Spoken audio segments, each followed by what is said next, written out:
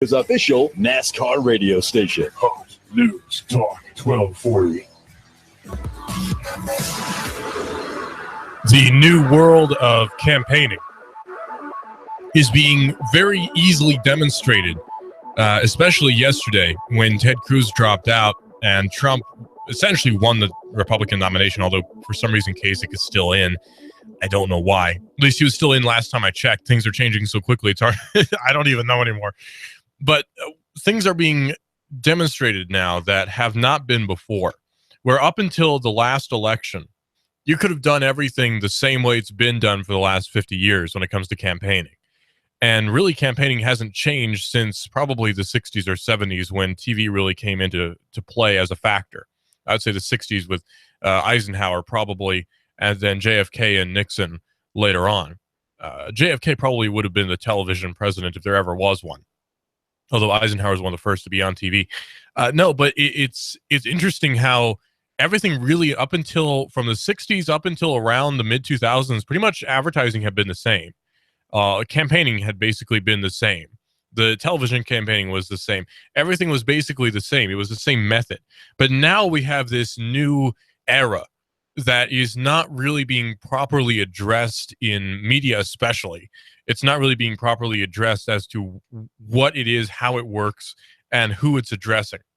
Because this is especially being shown with Bernie Sanders, where his constituency, or not his constituency, but people who would vote for him are mostly younger people, to generalize, mostly younger people who are burned out on the whole system of go to college, get into massive debt, buy a house, get a mortgage, get into massive debt, all these different things that make people really frustrated and have been for generations now. The difference is that Bernie Sanders has a much different solution than I would to solve these problems. My solution would be for people to stop going to college nearly as much as they are now, and instead of giving it to them for free, have it be something that not everyone goes to in the first place. For some reason, we have it burned into our heads that we all have to go to college, which was not the case 50 years ago. Doesn't make any sense now. It's a strange thing that suddenly everyone now wants to go to college, and there's an oversaturation anyway in the market of people who are going to college. Well, what does this all have to do with tech? Because this is Binary, a show we talk about technology and a lot more, and this falls into the a lot more category here on Hot News Talk Radio, AM 1240, hotnewstalkradio.com. Check us out on the TuneIn Radio app for your smartphone. That's TuneIn Radio on your smartphone. You can listen to us streaming live there on the TuneIn Radio app on your smartphone anywhere in the world. Same goes for the website, hotnewstalkradio.com. So this is the age of new campaigning. Things have changed, and things are going to keep changing for a long, long time. That's how it always has been. That's how it always will be. You went from newspaper being key in someone getting elected, and people really didn't know most of the candidates' positions on things. Then you had magazines, and then you had television. Then you had the internet, and now that's where we are now, is the internet. But we also have smartphones, which are part of the internet. Obviously, they're connected to it. But it's interesting how much our viewpoint has changed going from the mid-2000s to now. Everything's a lot faster. Everything's a lot more consolidated, too. But something that we've seen with Sanders and Trump both, and I think this is why they're getting as much attention as they are, is because they have a huge online presence. Maybe not personally, although Trump supposedly runs his Twitter account. I'm pretty sure he has interns run it for him sometimes, but Trump has an actual online presence. You can actually tweet at Trump. You can do it.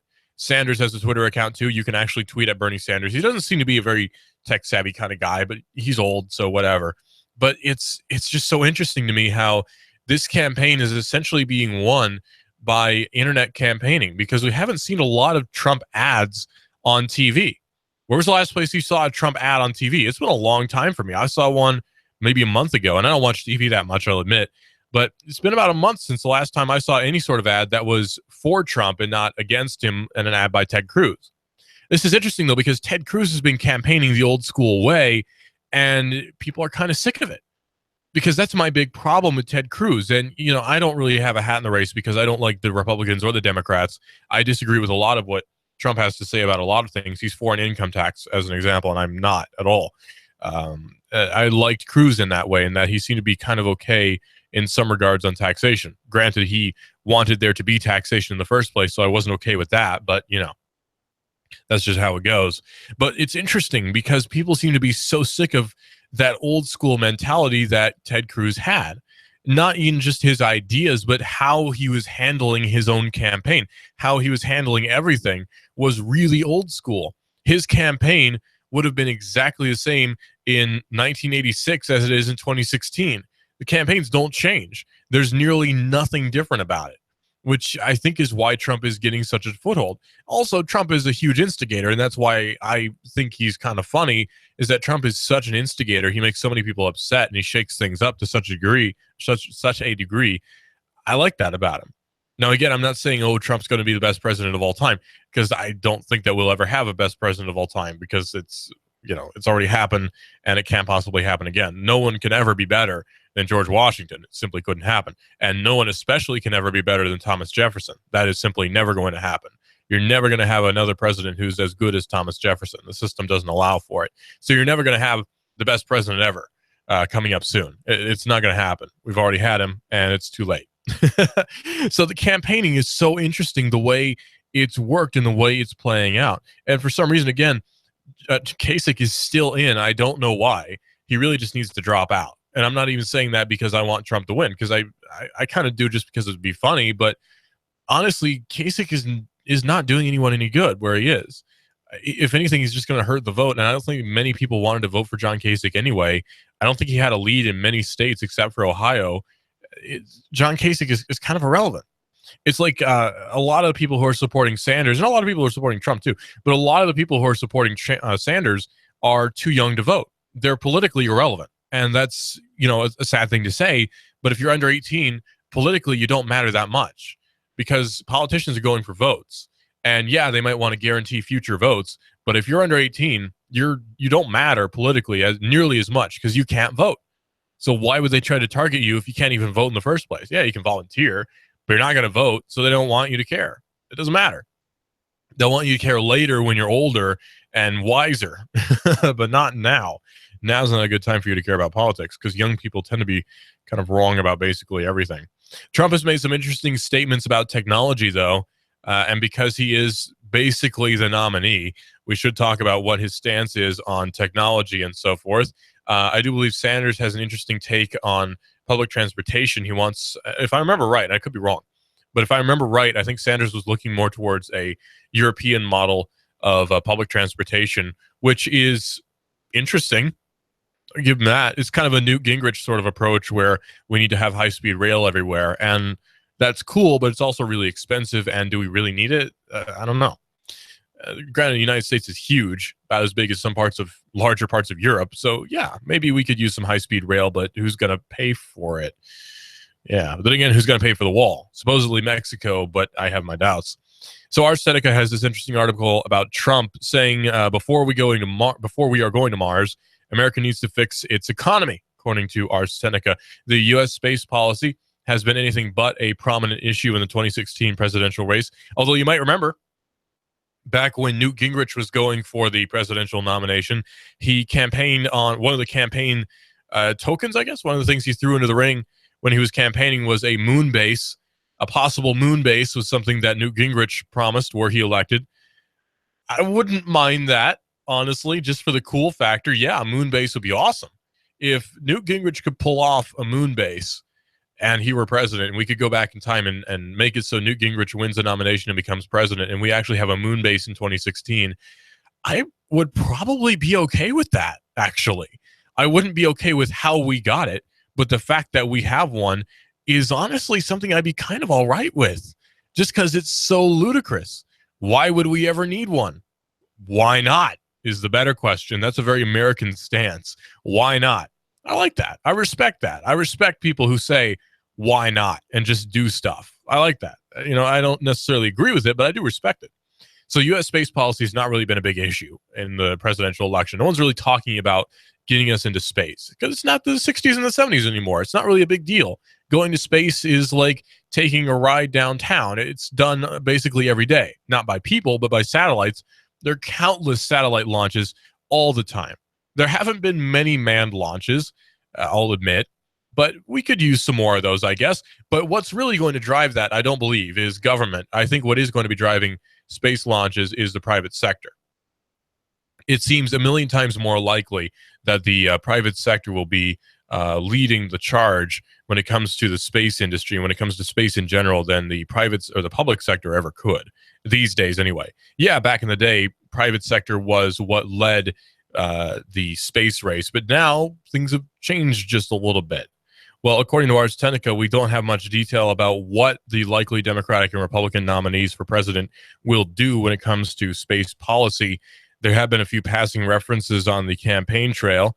For example, Clinton said that she really, really does support the space program. Okay. And Donald Trump, in response to a question about NASA's plan to go to Mars, said, "I love NASA, and space is terrific." Very Trump-like. However, he added, "Right now we have bigger problems. You understand that. We have to fix our potholes." Okay. I'm down with that. Yeah.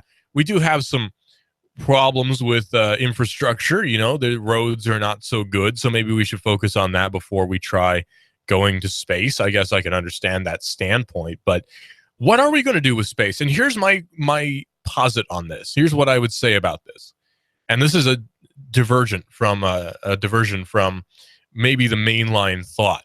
I don't think the government really has a whole lot to do with space anymore. I'll be quite honest.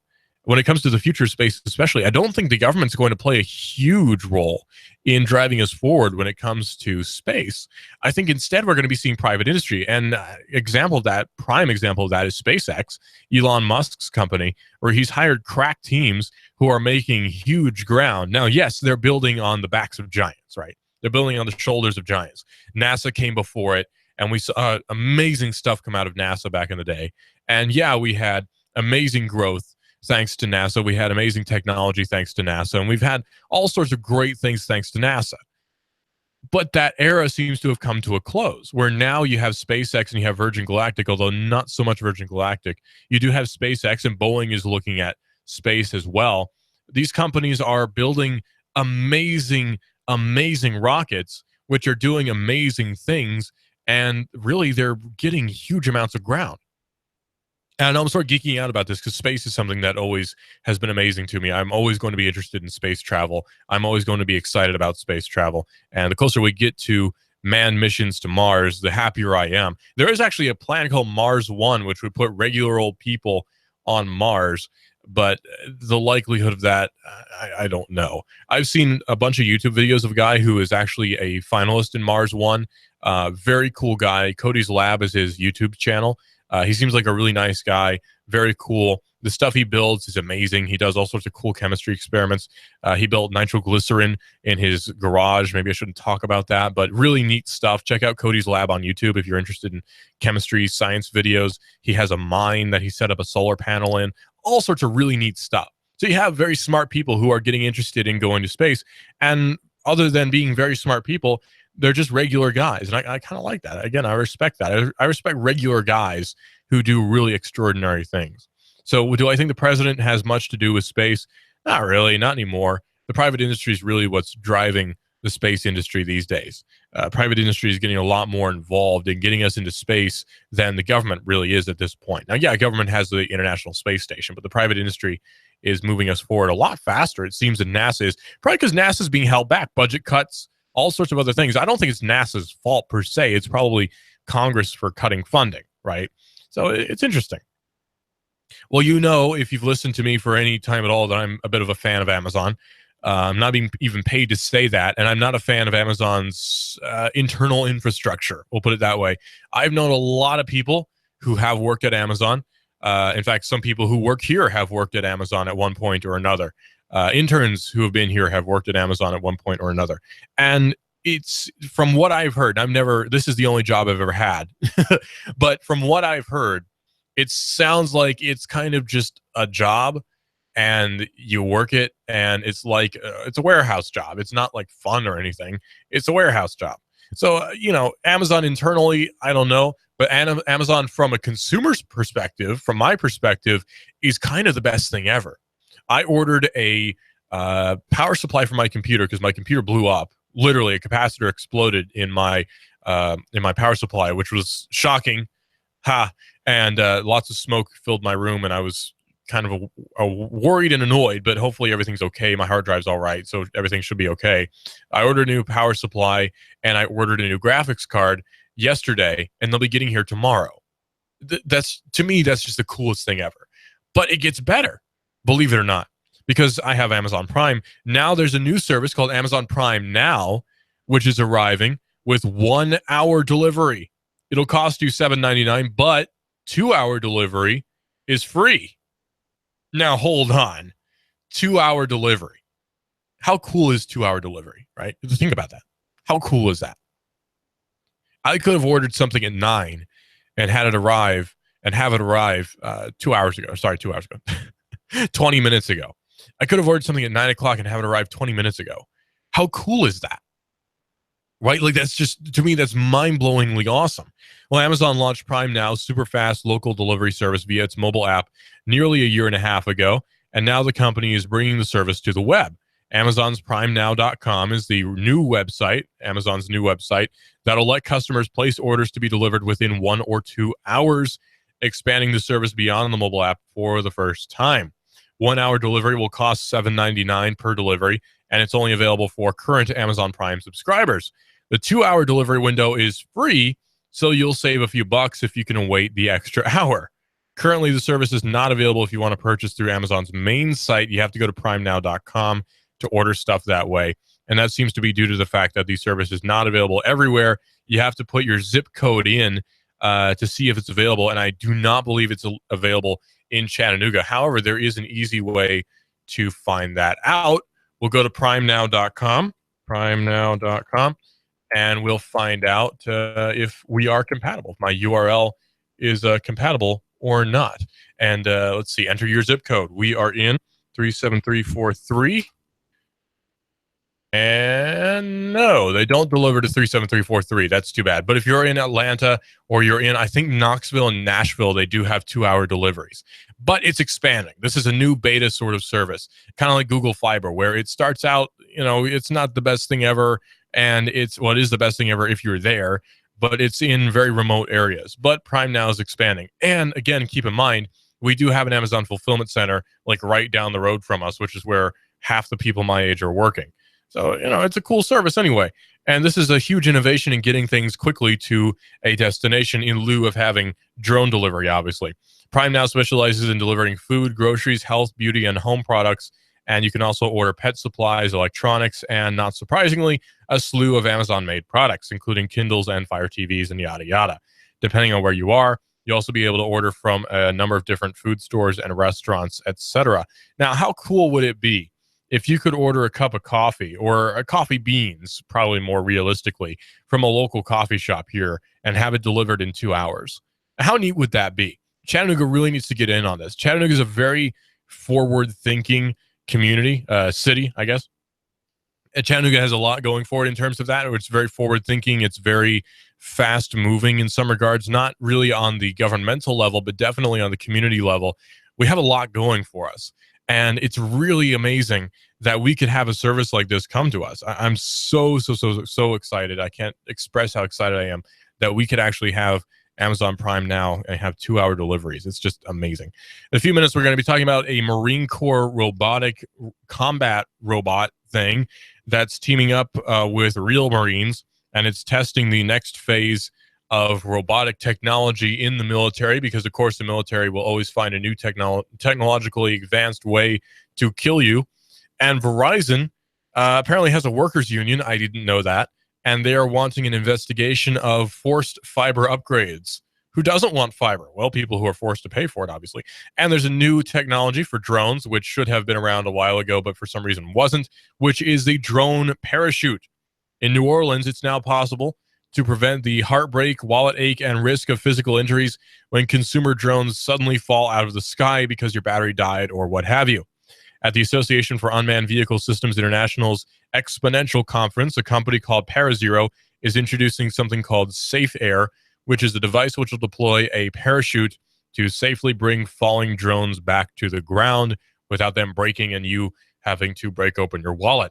To ensure that the parachute deploys in time to prevent a crash at low altitudes, Safe Air shoots out the chute with a gust of pressurized gas, Safe Air attaches to the top of a drone and uses an independently powered chip to detect when the drone goes into freefall, most likely with an accelerometer, and then at a certain acceleration, it'll trip, which will cause the parachute to shoot out of the top and your drone to be saved. Cool little technology. Also, this will keep drones from smacking people on the head and causing huge lawsuits, because there's actually been worries of that happening, and it may or may not have happened a few times in the past. Yeah, kind of a problem. This is AM 1240 Hot News Talk Radio, where we're not dropping drones on your head, fortunately. Tune in to hotnewstalkradio.com. You can listen live on the internet. Go to the TuneIn Radio app on your smartphone. You can listen to us on TuneIn. Number to call in, 423-800-8949. This is Hot News Talk Radio.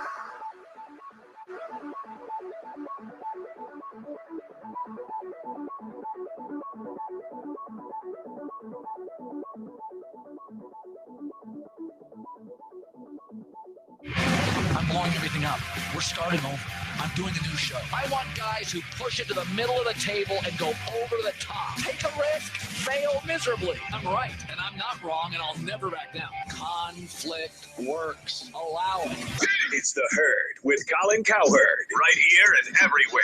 Noon Eastern. You give us 12 minutes and 40 seconds, we'll give you Chattanooga and the world. News Talk 1240. Finding just the right place to live can be a daunting task. Stop your search. In Chattanooga, the place to live is Cross Creek Villas for under $1,000 and available for immediate move-in. You can enjoy this 2-bedroom split layout, over 1,000 square feet, 9-foot ceilings, an extra-large patio or balcony. And don't forget to ask about their preferred employer program. Cross Creek Villas is a gated community offering a 24-hour fitness facility, a beautiful pool and hot tub, and Cross Creek Villas is pet-friendly. Stroll the pet park with your best friend and enjoy the free use of their business center and clubhouse. Plus, if you mention you heard this on the radio, your application fee is free. Cross Creek Villas, close to downtown off of Highway 58. Go to crosscreekchattanooga.com. That's crosscreekchattanooga.com or call 894-0446. That's 894-0446. Redefine the way you live at Cross Creek Villas. Go to crosscreekchattanooga.com or call 894-0446. Cross Creek Villas. MLS 2239. What would you do with all that cash? Listen up, y'all. Ben Phillips here. Home Rate Mortgage. 805-9100. $1,200. That's how much we just put back in a Saudi Daisy family's pocket per month. All they did was pick up the phone. 805-9100. That's 805-9100. Get that quick quote now. 805-9100. HomeRateMortgage.com.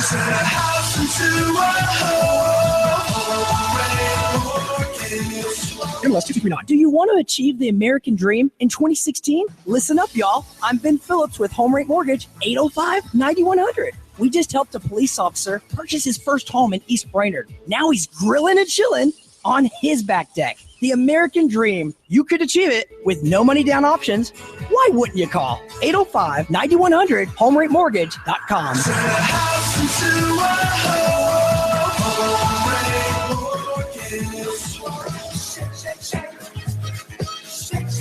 Shake, shake, shake it at Five Guys Burgers and Fries. The most delicious and unique milkshakes. How about this for delicious and different? Add freshly cooked bacon to any milkshake. Is that even legal? You bet your milkshake and booty it is. Chocolate caramel bacon shake. Coffee caramel shake. All hand blended. Shake, shake, shake it. Down at Five Guys Burgers and Fries. Just about any flavor shake that you can imagine.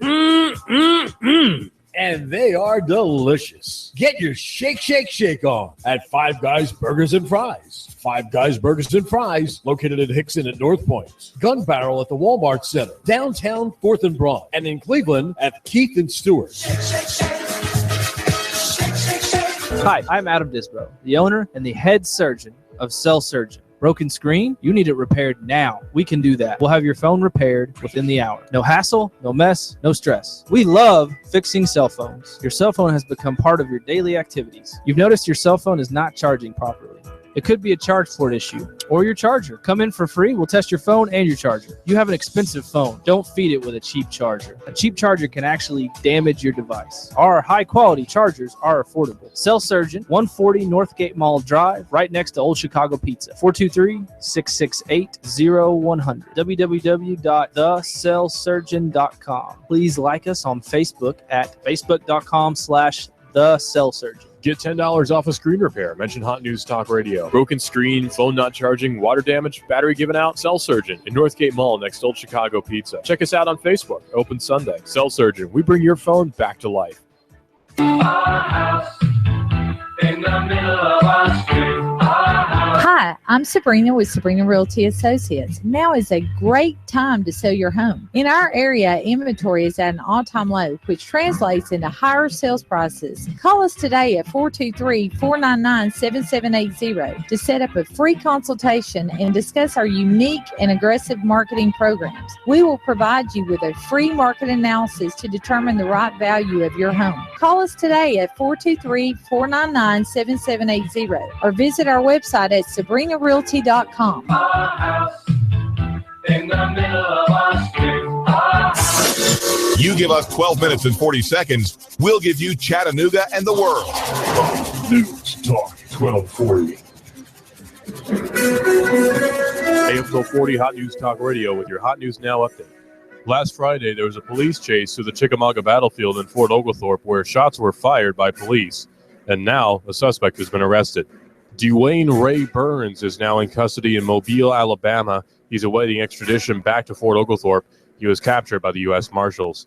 At 3:30 this morning, a car crashed into an adult store on Ringgold Road in East Ridge. Police say that the driver ran off before they arrived. There's no word on if there were any injuries. The store was closed at the time.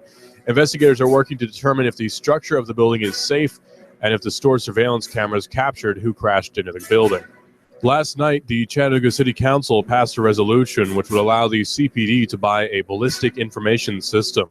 This system would allow for the police to make a match between spent brass casings and the gun which ejected them. The TBI currently has been processing that evidence for Chattanooga, and now it can be done in-house by the CPD. If it's going on in the Tennessee Valley, it's going on Hot News Talk Radio. You give us 12 minutes and 40 seconds, we'll give you Chattanooga and the world.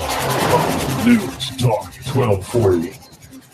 Slowly drying out through the afternoon with skies becoming partly sunny, high temperatures into the lower 70s. Tonight, fair, lows 50 to 52. For Wednesday, morning sunshine giving way to a late day shower, thunder shower passing through, turning breezy, much cooler Thursday, highs into the 60s. Check out Advance Auto Parts Speed Perks Rewards program. Spend $100 and get $20 off your next qualified purchase. No cards, no points, no nonsense. For more, advanceautoparts.com. And I'm Swarm Team 12 Chief Meteorologist Patrick Orr. On AM 1240, Hot News Talk Radio. When the weather turns bad, turn to AM 1240 Hot News Talk Radio. On the net, hotnewstalkradio.com. Follow us on Twitter, YouTube, and Facebook. From the Hot News Talk Radio Weather Center. Chattanooga, we've got you covered. When the weather turns bad, the Tennessee Valley turns to Hot News Talk Radio. Go, go, go, go, go, go. A car company and a tech company pairing up. It's not the first time it's happened, but this is an interesting new development because the tech company has a lot to do with the car, like a lot more than usual. Usually when you see a tech company and a car company pairing up and doing something together, you come out with a nice sound system, right? Like Google has Android Audio. You might have heard about it actually on the CBS or Fox News promos in the morning. They talk about how you can listen to them on Android, was it Apple CarPlay or Android Auto?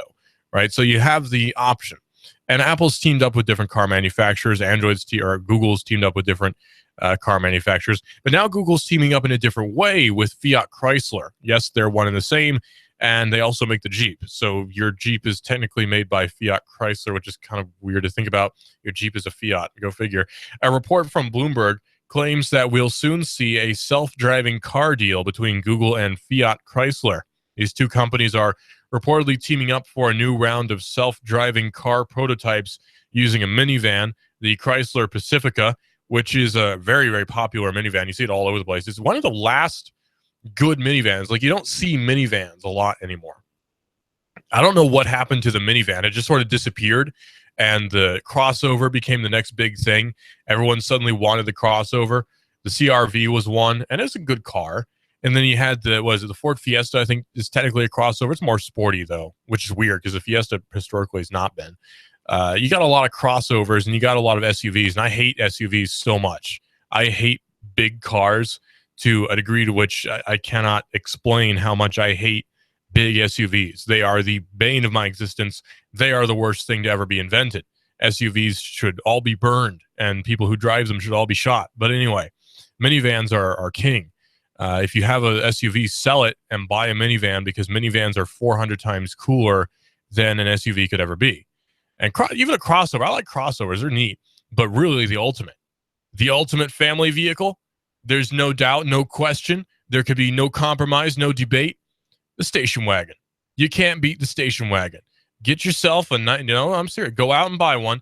Go to your local dealer. Get yourself a Subaru. Get yourself an Outback.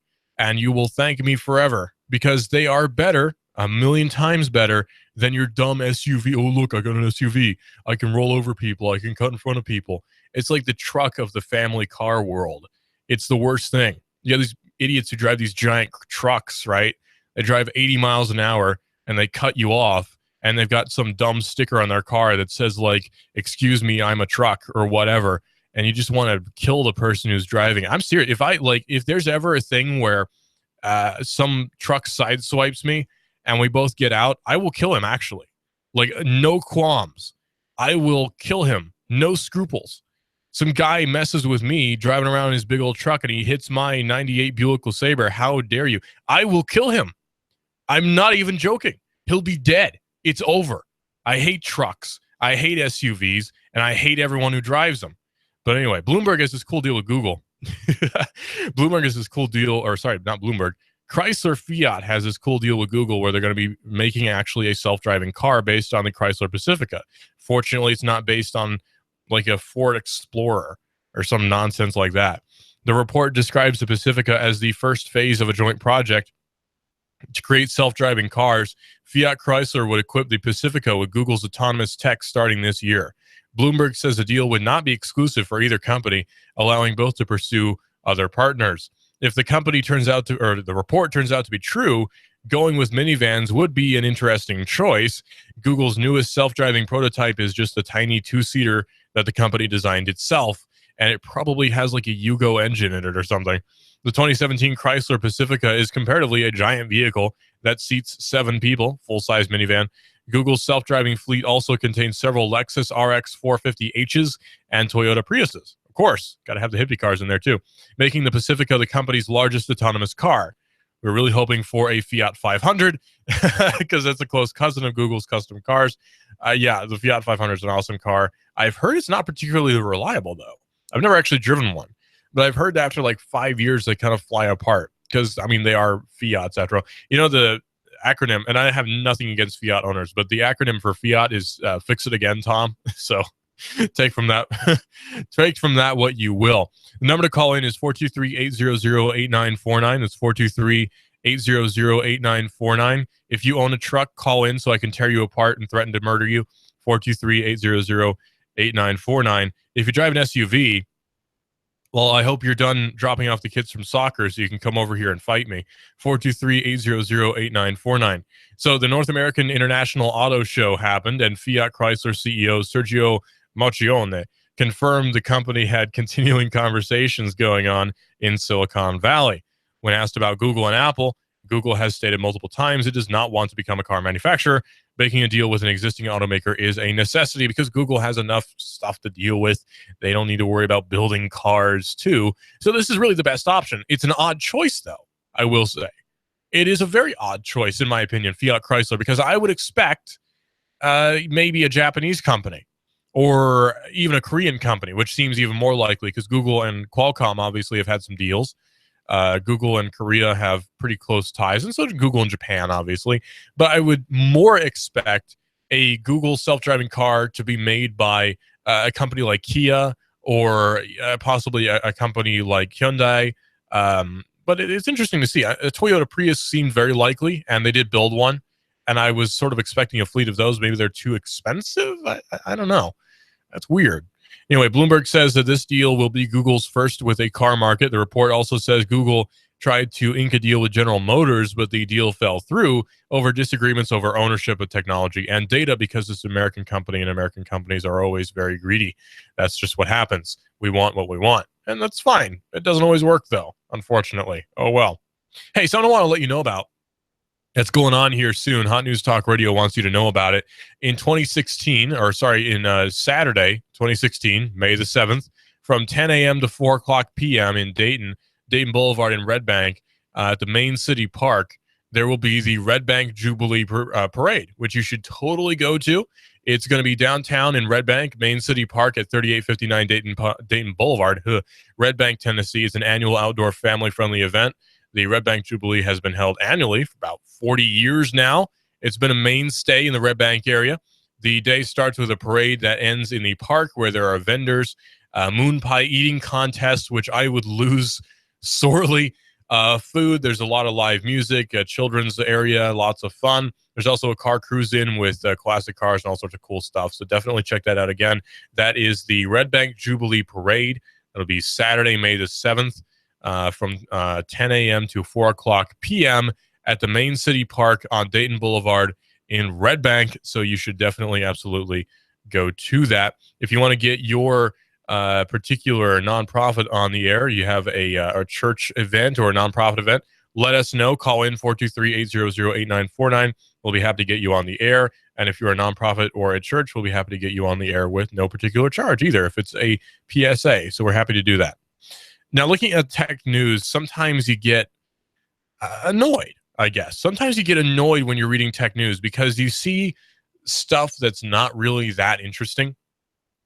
What I mean by that is you'll be reading, say, a tech news website, and a lot of the time it's just a new smartwatch has come out that has cool new features, and you get bored with that after a while. You read about it, and you're like, okay, you got the whole thing with, oh boy, we have a new smartwatch. Like Garmin just came out with a new smartwatch that looks very nice. It looks like a really cool smartwatch. But, I mean, how many smartwatches do we need? Do I really need to read about another smartwatch coming out that has Garmin features in it that looks like an analog watch? Yeah, it's cool, but it's not like a hallmark thing. It's not like a real landmark in Google or in technology, right? It's not like the biggest thing to ever happen since sliced bread. It's really not.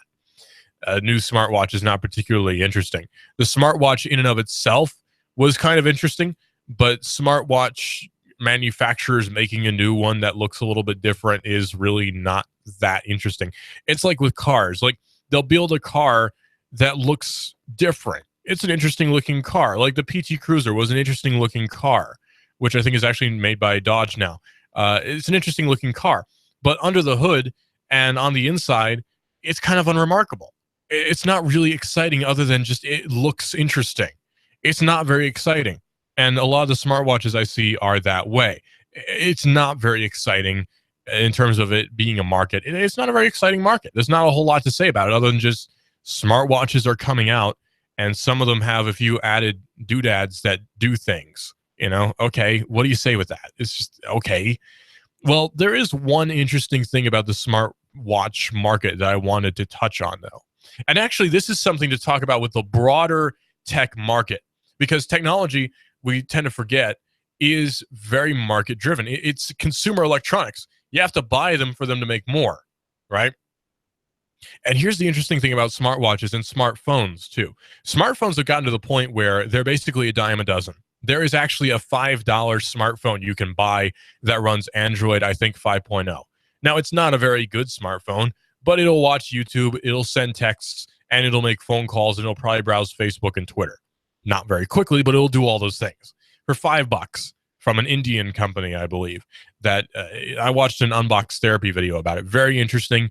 I really like Unbox Therapy, by the way, the YouTube channel. Definitely check him out. The guy Lou who does it is really cool. I don't think Jack actually exists, but Unbox Therapy is a great channel on YouTube. Check him out. He's really cool. He's not even paying me to say that. In fact, most people don't pay me to say anything, which is interesting. I have no motivations when it comes to talking about things other than just I feel like talking about them, or I think it's interesting, or I think you should know about it.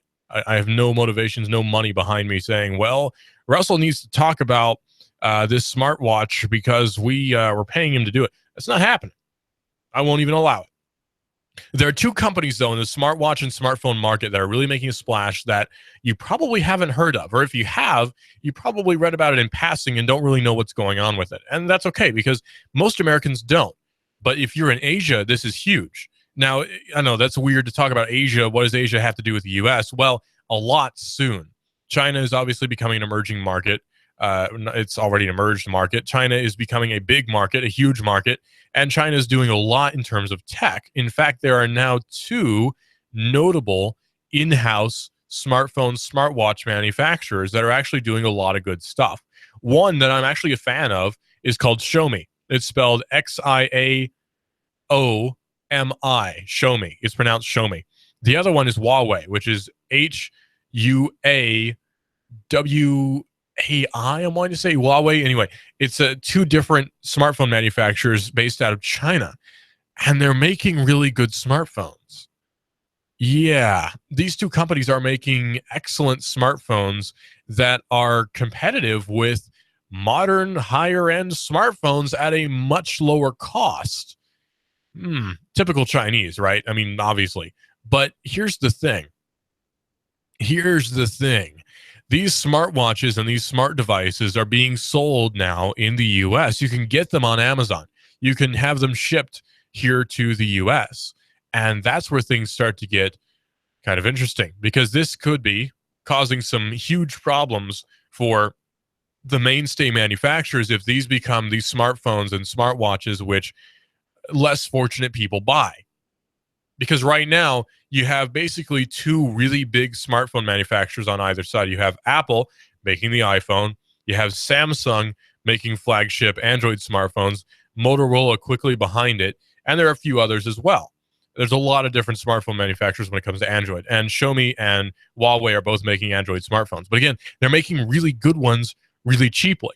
And this is something we have to watch out for in the radio, or not the radio market, pardon, the tech market, is China. China's doing a lot of really interesting stuff really cheaply. Keon Rose and I were joking about this actually on the radio not too long ago, last Friday actually. We were talking about how there's this website, AliExpress.com, where you can buy all sorts of ridiculously cheap things from China shipped to your door with free shipping. It's crazy, but it's also really cheap and not bad quality either. A lot of the time, it's challenging the domestic market to a degree where it could actually be a problem coming up here soon in the next few years, because never question there could be an emerging manufacturer that comes out with something out of the blue that really shakes the industry, just like the iPod did, right? Just boom, iPod's a thing, buy it. And Apple was not doing too well as a company at that time. So I have no doubts that a company like Xiaomi or Huawei could come out with a phone that everyone wants. I have no doubt that that could happen. Will it happen? I don't know, but it could happen. And they're both coming out with very affordable, reasonably high quality smartphones that are perfectly workable. They're good. There's the Xiaomi Redmi 3, which is one of the bigger smartphones, and it's one of the more affordable ones that is not perfect, but as a smartphone for anyone who's ever used an Android smartphone, it's an okay smartphone. It's kind of scary, I'm sure, for domestic and even Korean and Japanese phone manufacturers to see this stuff, because it threatens that market. And China, again, has really cheap labor. They could make these things for pennies on the dollar compared to Korea and Japan and the US, of course. So it's very frightening for the Western audience to see this Eastern manufacturer making really inexpensive stuff. Now, they're marketing mostly in Asia and in India, which is, of course, part of Asia, mostly in Asia and Eastern Europe right now. But the expansion could very well happen if the word gets spread around enough. So again, never question, there could be a really good smartphone manufacturer that pops out of nowhere and changes everything. It would be interesting if that would happen, and I would not be surprised at all if it did. Hey, by the way, Hulu has announced plans to stream live video. That's right, live video over the internet, live TV on Hulu. This is a shocking move, actually, and it means that Netflix is probably going to have to play catch-up on this, because Hulu, yeah, its audience is growing, but it's sort of growing at a slow rate, and the growth is slowing down. Hulu's not perfect in a lot of ways, but Hulu has a lot going for it. Like, Hulu has Family Guy, and college stoners love that. So starting next year, Hulu won't just be the place where you go to watch day-old TV shows. It'll also be the place where you go to see them airing live. Hulu announced this morning that it's going to begin offering subscribers the ability to stream live programming from broadcast and cable brands in 2017. which will include live sports. That's the kicker, news and events. Hulu CEO Mike Hopkins says Hulu subscribers won't be required to have a traditional cable TV subscription in order to watch. Now, that right there is the big sentence. Hulu subscribers won't be required to have a cable TV subscription in order to watch. That means, why would you have a cable TV subscription in the first place? You don't need one anymore. You can buy Hulu and Amazon, and you can have Netflix as well. Of course, the benefits you get from having Amazon Prime far exceed just the video part of it. But you can have all these different services and not need a cable company at all, except to provide internet. Eventually, the cable companies are going to have to realize that and play catch up, because things are not looking too good for them right now. Cable cutters have been a problem. I know people who have lived off of cable TV all their lives who have decided to cable cut. Lots of people fresh out of college, especially, are not buying cable TV. They're buying their own homes, living in their own houses, and they're not getting a cable TV package, because why would you want it? I know a lot of people, especially millennials who are living on their own or are married. I know a lot of married millennials who don't have cable TV. They just don't, because they don't watch half the stuff on it anyway. Most of us, we watch Game of Thrones. We watch the stuff that was on AMC. We watch reruns, or we binge watch stuff like The Walking Dead and Mad Men. I've been rewatching it and love it. Soprano, stuff like that. We don't really care that much about your little ABC show or whatever you're running. It's not a big thing to me. And that's frightening, I'm sure, for the large TV companies, but it's just the way it is. It's the way the world is. It's changing. We want instant gratification. We want to be able to watch things when we want it, wherever we want it, on our own schedule. I'm that way too. I don't like the whole TV watching experience. Personally, I would much rather watch it on my own schedule, especially here at work on lunch break. And I don't think this is a bad thing to do on lunch break, especially. I'll watch an episode of Mad Men. I clock in about one episode of Mad Men a day. It's a 40-minute thing. I have time to eat my lunch, check my personal email, talk with people online, personal stuff. I take care of it in about an hour. But I have an episode running in the background. I couldn't do that if it was a cable TV only thing. I would have to have a TV, a cable box, all this stuff. And now I can do all these things without having to pay anything extra other than the Netflix subscription. It's amazing. This is how TV should be. And radio is a lot the same way, where radio, you don't have to really do anything to listen to radio. You just turn it on and do what you want. That's one of the cool things. One of the many cool things about radio is that it is very current in that regard. You don't have to be at a special time or place to listen to a radio show. You just have it on, you're listening to it, and you're good to go. That's it. Simple as that. You don't need to have your ear especially attuned. A lot of people listen to radio in the background. A lot of people have radio going in the background of their business. Mostly it's music radio, but a lot of people listen to radio at work on the internet. And you can do that. Go to hotnewstalkradio.com. You can listen live to Hot News Talk Radio there. Go to hotnewstalkradio.com. Get us on the TuneIn radio app on your smartphone, and you can listen on your smartphone that way. Go to TuneIn Radio, search for Hot News Talk Radio. I've done that. I was on a long road trip, and I listened that way. So Hot News Talk Radio is everywhere. This is AM 1240 Hot News Talk Radio. Colin Cowherd up next.